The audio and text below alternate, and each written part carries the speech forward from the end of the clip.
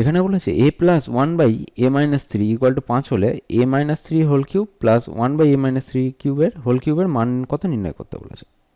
তাহলে দেখো এখানটা আমরা একটু মডিফাই করে নেবো। তাহলে A plus one by A minus three equal to 5। তাহলে এখান থেকে আমরা যেটা লিখতে পারি এ মাইনাস থ্রি এখানে এদিকে আনলাম, একইভাবে one by A minus three equal to হচ্ছে 5 মাইনাস থ্রি, কারণ উভয় পক্ষে মাইনাস চিহ্ন দিয়ে বিয়োগ করে দিয়েছি। এখানে লিখবো উভয় পক্ষকে -3 দিয়ে বিয়োগ করে পাই।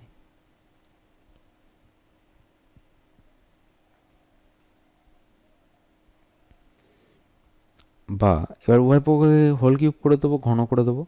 তাহলে A minus three plus one by A minus three, উভয় পক্ষকে ঘন করে দিলে কী পাবো, হোল কিউব ইকুয়াল টু 2। এটা বিয়োগ করে আমাদের 2 হয়েছে, 2 এর হোল কিউব। তাহলে এখানে লিখবো উভয় পক্ষকে ঘন করিয়া পাই, উভয় পক্ষকে ঘন করিয়া পাই। বা এ মাইনাস থ্রির whole cube plus one by A minus থ্রির whole cube plus three into A minus থ্রির whole cube, sorry A minus three into one by A minus three into A minus three plus one by A minus three.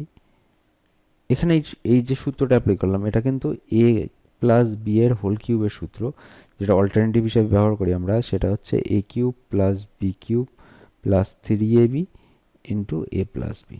এই সূত্রটা আমরা এখানে applicable করেছি।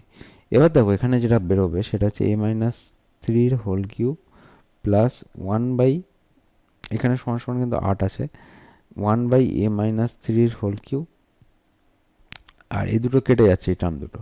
তাহলে three into এটা থেকে আমরা কী পাচ্ছি, এখান থেকে আমরা পাচ্ছি হচ্ছে 2 ভ্যালুটা, কারণ এখানে সরি হ্যাঁ 2 ভ্যালু পেয়েছি আমরা এখানে, ইন্টু 8।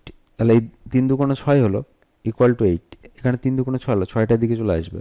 তাহলে এখান থেকে লিখতে পারি এ মাইনাস থ্রির whole cube plus one by A minus three whole cube equal to 8 - 6 equal to হচ্ছে 2।